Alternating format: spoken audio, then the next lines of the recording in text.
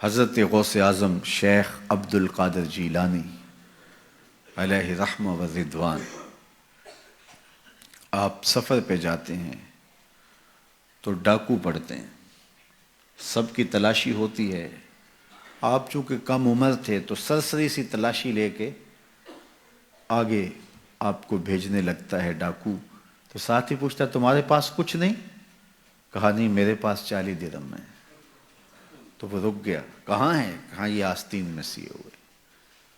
تلاشی لی تو واقعی 40 درہم تھے، اپنے سردار کے پاس لے کے جاتا ہے۔ یہ بڑا عجیب سا بچہ ہے، لوگ ڈاکوؤں سے مال چھپاتے ہیں اور اس نے مجھے بتایا ہے۔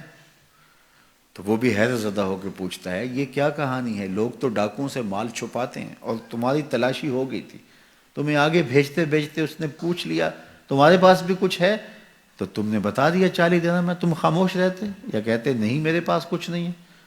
کہا میری ماں نے رخصت ہوتے ہوئے میری آستین میں یہ 40 درہم سیے تھے اور ساتھ وصیت کی تھی بیٹا زندگی میں کبھی جھوٹ نہیں بولنا۔ میں ماں کے عہد پہ کھڑا ہوں، ماں نے مجھ سے عہد لیا تھا، اس عہد پہ کھڑا ہوں۔ اللہ اکبر!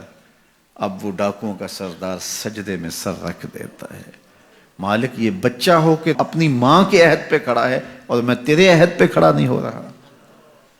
حضرت غوث اعظم کے ہاتھ پہ سب سے پہلے توبہ کرنے والے یہ ڈاکو لوگ تھے۔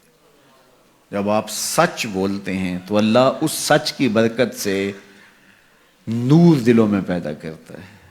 مجھے یہ بتائیے، حضرت غوث اعظم رضی اللہ تعالیٰ عنہ نے سچ بولا، اور سچ کیا بولا کہ میری آستین کے اندر چند درہم ہیں۔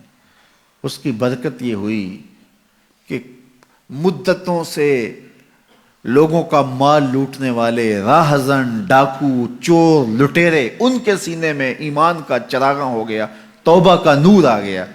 یار وہ سچ بولیں تو دوسروں کے سینوں کے اندر چراغ علم روشن ہوتا ہے، نور رحمت آتا ہے، ایمان کا، ہدایت کا نور پیدا ہو جاتا ہے۔ تو جو سچ بول رہا ہے اس کے اپنے سینے میں کتنا نور پیدا ہوتا ہے۔ یہ تو ان کی برکت سے دوسروں کے سینے میں نور پیدا ہوا، ان کے سچ کی برکت سے ایسا نور پھیلا کہ جو اطراف میں کھڑے تھے وہ بھی محروم نہ رہے۔ تو جو خود سچ بولنے والا ہے اس کے اپنے اندر کتنا چراغاں ہوا ہوگا۔ تو جب آپ سچ بولتے ہیں تو آپ کی بات دلوں میں اترتی ہے، آپ کی بات روحوں میں اثر کرتی ہے۔